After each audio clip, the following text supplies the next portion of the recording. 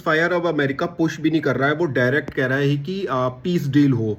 तो अगर cease fire होता तो टेम्परेरी बहुत यूरोप और मेरे को लगता है यूक्रेन को बहुत बड़ी राहत मिल जाती।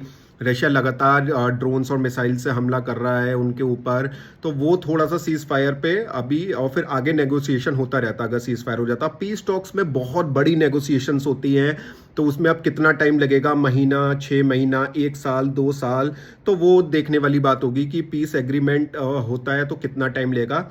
और ट्रंप बोल रहे हैं कि अगर पीस एग्रीमेंट होता है तो यूएस सिक्योरिटी प्रोवाइड करा सकता है यूक्रेन को। तो यूक्रेन को अगर ट्रम्प सिक्योरिटी प्रोवाइड कराएगा तो आगे से कोई भी हमला अगर यूक्रेन पे होगा तो वो डायरेक्ट अमेरिका पे माना जाएगा और अमेरिका पूरी सिक्योरिटी प्रोवाइड कराएगा। तो अब ये पीस डील जो हो रही है इसमें भी जो है दोनों साइड की बातें रखी जाएंगी। रशिया बोल रहा है कि जो उसका ईस्टर्न यूक्रेन पे अभी जितना भी उसने लैंड ग्रैब किया है वो वहाँ वो उसी का ही रहेगा, तो उसमें कोई चेंज नहीं होगा। और जहाँ पे वो अभी फ्रंट लाइन पे उसके सोल्जर्स हैं वहीं पे फ्रीज हो जाएगी वो लाइन, तो वहाँ तक रशिया पहुँचा हुआ है। इसके अलावा नेटो जो है उसका वो कभी भी सदस्य नहीं बनेगा। तो ये सब पुतिन की डिमांड्स हैं, तो इसके बाद ही पीस डील आगे बढ़ सकती है, लेकिन जेलेंस्की और यूक्रेन ने मानने से इसको साफ मना कर दिया है।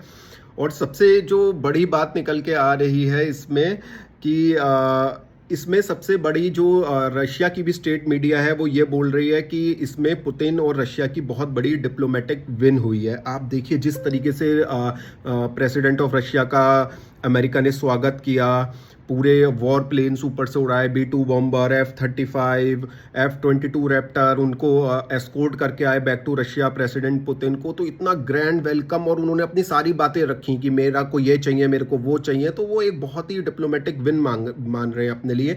और डायरेक्ट बायलैटरल टॉक्स हुई थी ट्रंप और इसके बीच में पुतिन प्रेसिडेंट ऑफ रशिया के बीच में।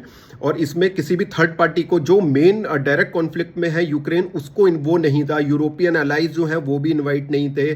तो ये एक बहुत बड़ी वो लोग अपने लिए जीत मान रहे हैं।